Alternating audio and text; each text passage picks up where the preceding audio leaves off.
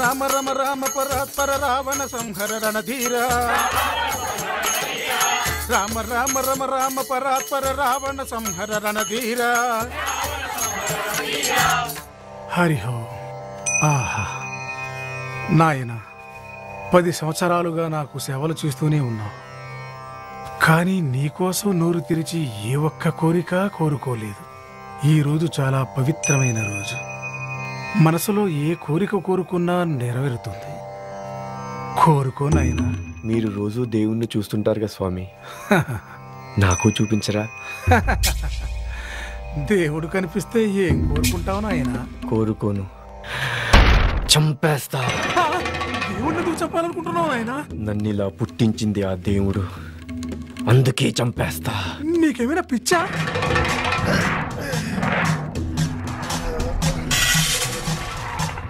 ఆ మాట అనొద్దు. దేవుడిని చంపాలనుకోవడం ఏంటి నాయనా? దేవుడు కనిపించడు. దేవుడు కనిపిస్తాడని నువ్వే చెప్పావుగా, చూపించు. దేవుడు లేడు, అంతా మిథ్య. దేవుడు లేడా?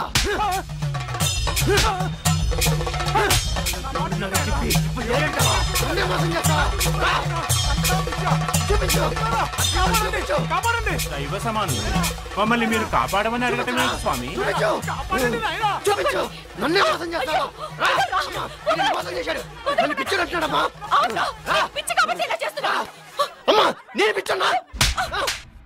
వాళ్ళే వెళ్ళి చెప్పడం ఎందుకురా? నన్ను చంపేరా, అప్పుడేనా నాకు ఈ బాధ తప్పుతుంది. అలా అనకమ్మా, నువ్వు లేకుండా నేను ఎలా ఉండగలమ్మా? నువ్వు మారు, నువ్వెప్పటికీ మారురా. నువ్వు మారు. నువ్వు చెప్పినట్టే చేస్తున్నా కదమ్మా. అయినా నేను తెలివి తక్కువ ఏంటమ్మా? ఎవరైనా నన్ను అలా అంటే తల పగిలిపోతుందమ్మా, కోపం వచ్చేస్తుంది, చంపేయాలనిపిస్తుంది. అయినా నువ్వు ఏడకుండా ఉండాలంటే నేనేం చేయాలో చెప్పమ్మా.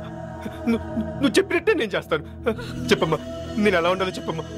నీ మాట వింటానమ్మా. చెప్పమ్మా, ఏం చేయాలో చెప్పమ్మా. చెప్పమ్మా. ఈ రోజు నుంచి ఎవరేమన్నా పట్టించుకోవద్దు. నలుగురు నడిచేది మంచి దారి, నలుగురు చేసేది మంచి పని అంటారు. నువ్వు కూడా నలుగురు ఏం చేస్తే అదే చేయరా.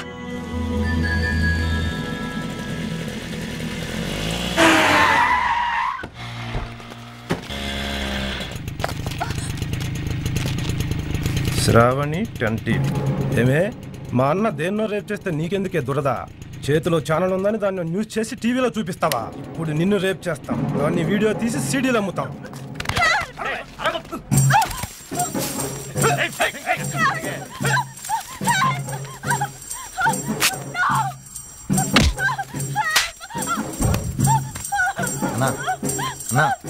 చూడు,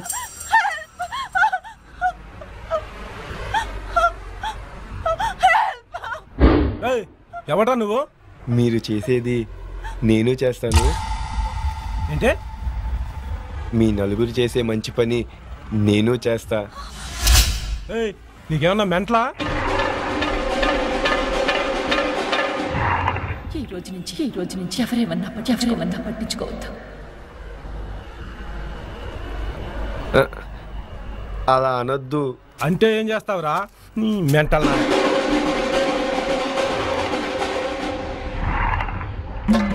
ఏంద్రో ఆ బిల్డప్? పాపం వచ్చిందా?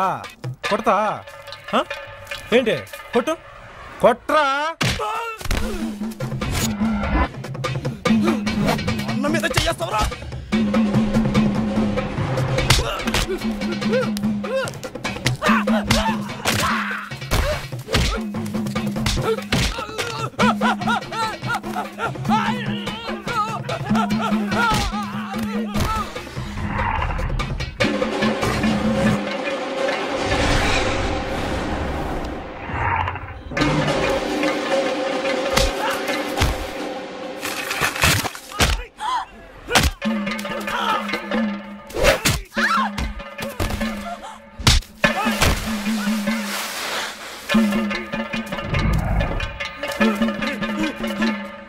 అయ్యో, రక్తం కారుతుంది, హాస్పిటల్ తీసుకెళ్తా. పదండి. నలుగురు? నేను తీసుకెళ్తా. మళ్ళీ ఏం చేసావురా? నేనేం చేయలేదు, నువ్వు చెప్పినట్టే చేశాను. ఎక్కడ్రా అమ్మాయి? వాడు చాలా అమాయకుడమ్మా.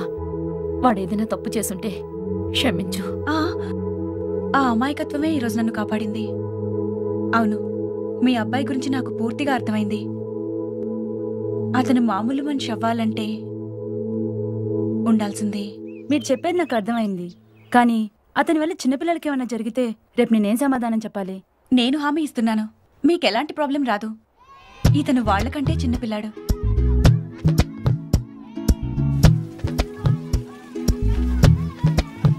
రే రే రే రే షర్ట్ అనుకుంటున్నావా? షర్ట్ కాదు, లెక్కరు. ఇలా వేసుకోవాలి.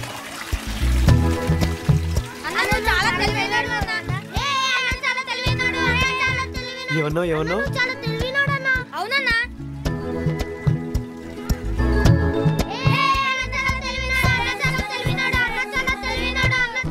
అమ్మా అమ్మా, ఇక్కడ చాలా బాగుంది, నేను ఇక్కడే ఉంటానమ్మా. నువ్వు ఎన్ని రోజులు ఉండాలనుకుంటే అన్ని రోజులు ఉండొచ్చు. పదండి. వాడింత ఆనందంగా ఉండడం నేనెప్పుడూ చూడలేదమ్మా. నాకిప్పుడు నమ్మకం కలుగుతోంది వాళ్ళలో మార్పు వస్తుందని. చాలా థ్యాంక్స్ అమ్మా. ఇందులో నేను చేసిందే ఉందాంటీ. ఇంతకాలం మీరు రామ్ని అతని కంటే తెలివైన వాళ్ళ మధ్య పెంచారు. ఇప్పుడిక్కడ అతనే తెలివైనవాడు. జస్ట్ ఒక గీత పక్కన చిన్న గీత గీశాను, ముందు గీత పెద్దదైంది.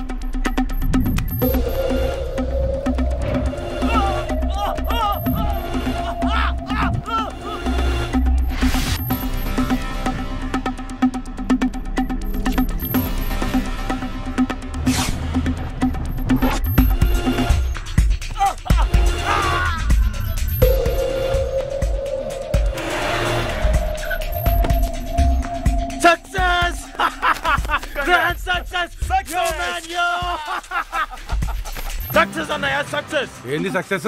కోట్లు కోట్లు ఖర్చు పెడింది కలర్ సీసా కోసమా? ఇది మామూలు రంగు సీసా కాదు, భయంకరమైన వైరస్. ఇది ఆఫ్రికా అడవిలో ఉండే బాబూన్. ఈ జంతువులో ఉండే వైరసే ఇది. దీన్ని నార్బెట్ అంటారు. ఇది చికెన్ గునియా, డెంగ్యూల కంటే చాలా ప్రమాదకరమైంది. ఇది మనుషులకు ఇంతవరకు ఎఫెక్ట్ కాలేదు, కానీ మనమే జనంలోకి పంపిస్తాం. ఫుడ్, మిల్క్, వాటర్ ద్వారా స్ప్రెడ్ చేస్తాం. చేస్తే వైరస్ కలిపిన నీళ్లు తాగగానే మనిషి కడుపులో మంట మొదలవుతుంది. సడన్ గా మనిషి కింద పడిపోతాడు. జ్వరం, కీళ్ళ నొప్పులతో మంచం పడతాడు. ఒళ్ళంతా బొబ్బలు వస్తాయి. వాంతులు, విరేచనాలతో చివరికి ఒళ్ళంతా డీహైడ్రేట్ అయ్యి 24 గంటల కంటే ఎక్కువసేపు బతకడు. ఆ తర్వాత చచ్చిపోతాడు. దీనివల్ల మనకేంటి లాభం? రోగిని మనమే క్రియేట్ చేస్తున్నాం, కానీ ఆ రోగానికి మందుని మన ల్యాబ్లో మాత్రమే తయారు చేస్తాం. నువ్వు గవర్నమెంట్ నుంచి ఫండ్ రిలీజ్ చేయి, రూపాయి మందుని 100 రూపాయలకు అమ్ముతాం. ఒక మనిషి అనారోగ్యం మనకు ఐశ్వర్యం. ఇదిగా నీది ల్యాండ్ మాఫియా, కానీ నాది వైట్ కాలర్ హెల్త్ మాఫియా.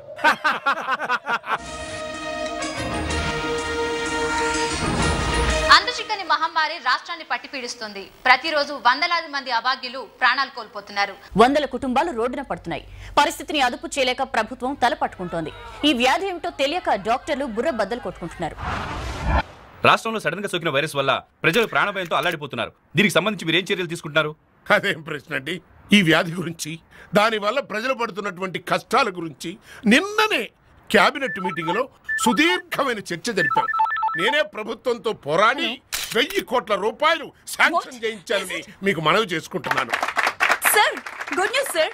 మీ తమ్ముడు వైరస్ కి మందు కనిపెట్టారని ఇప్పుడే ఫోన్ వచ్చింది. ప్రజలారా, విన్నారా? ఆ మందును కనిపెట్టింది నా తమ్ముడేనట.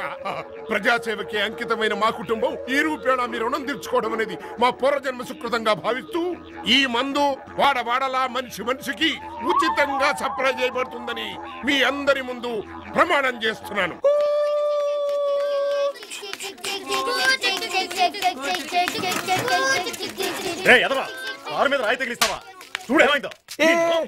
అలా కొట్టకండి, వాడికేం తెలియదు, వాడిని వదిలేయండి. తున్నపోతులా ఉన్నాడు, వాడికి తెలియపోవడం ఏంటి? కొట్టానంటే. మీ కోపం వస్తే నన్ను కొట్టండి, వీణేం చెయ్యొద్దు, వీడికేం తెలియదు. సారీ సార్, వీడికేం తెలీదు, ప్లీజ్ వదిలేయండి. బాలే వాళ్ళు దొరికారు. రే నీకేం చెప్పారా? నేనేం చేస్తే అదే చేయమన్నానా? నువ్వు చేసినట్టు నేనెందుకు చేయాలి?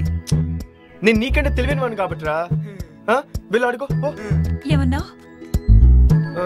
వాడికంటే నేను తెలివైన వాడిని, నేనేం చేస్తే అదే చేయమన్నా. మళ్ళీ చెప్పు. వాడికంటే నేను తెలివైన వాడిని, నేనేం చేస్తే అదే చేయమన్నాను.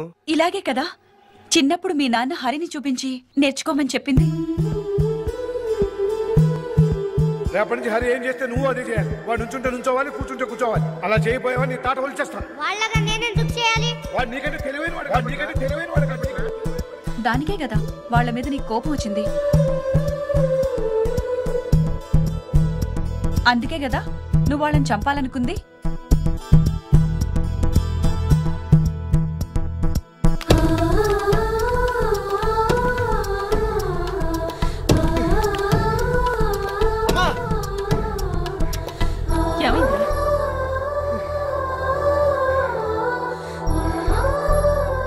నేను పెద్ద తప్పు చేశానమ్మా. ఏం చేసావురా? నాన్నని అన్నయ్యని నీకు దూరం చేసి నిన్ను బాధ పెట్టాను. నన్ను క్షమించమ్మా.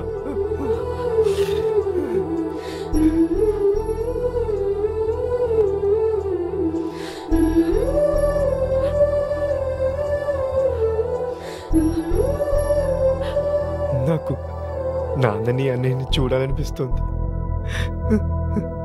ఒక్కసారి వాళ్ళ దగ్గరికి తీసుకెళ్ళమ్మా. Ram, Ram.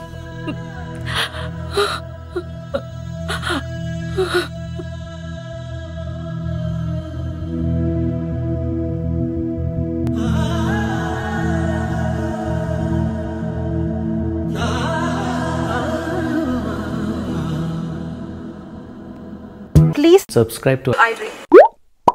Please subscribe for more videos.